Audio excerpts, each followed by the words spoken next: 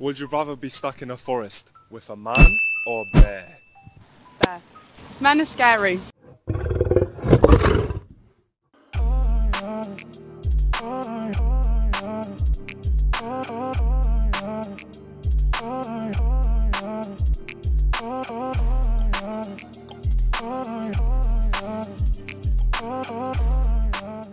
Would you rather be stuck in a forest with a man or a bear? Bear. Man is scary. With a bear. What I've heard about bears, they don't always attack you, right? Unless you like fuck with them. So maybe a bear. Depends what man, but probably a bear. 100% a bear, which is like terrifying to say, but Definitely a bear. Some men are very scary out there. A bear.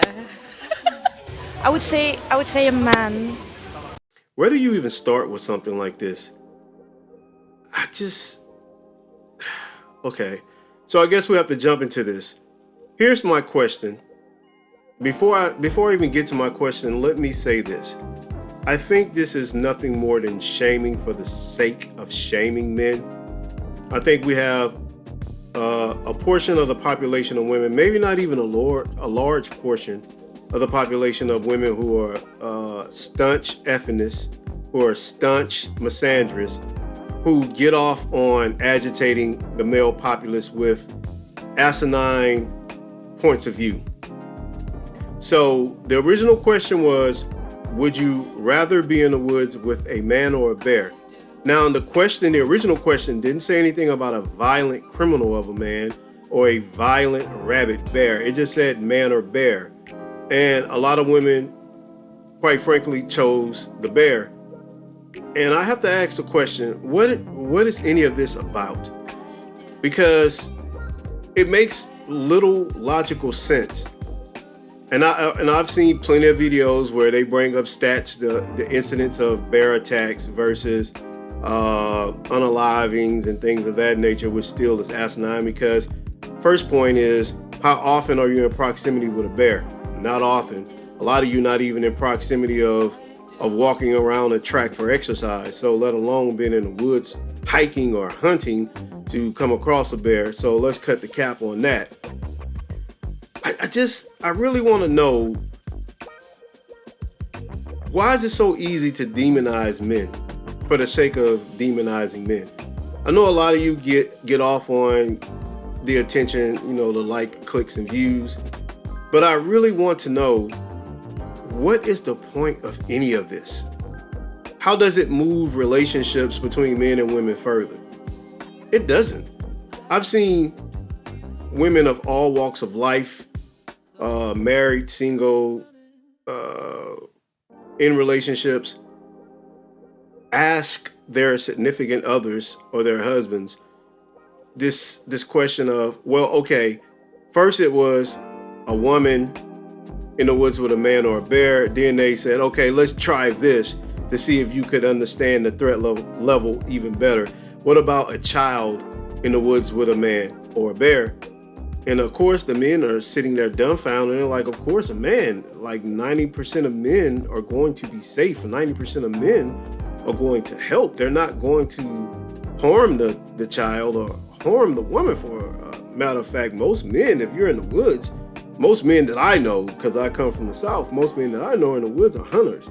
And if you're in the woods, they're going to first be perplexed why you're in the woods. And secondly, they're going to be like, do you need help? Can we, get you back out of these woods so you can be safe?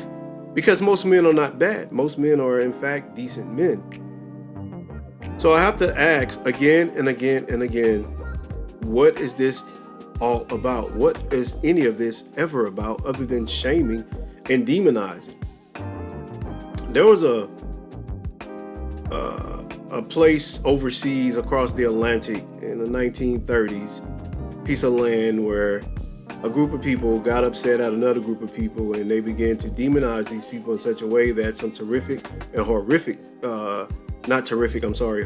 things happened to those people because of this propaganda, because of this demonization, because of allowing allowances to place negative stereotypes on people that were either unwarranted or warranted. Who cares? It doesn't matter.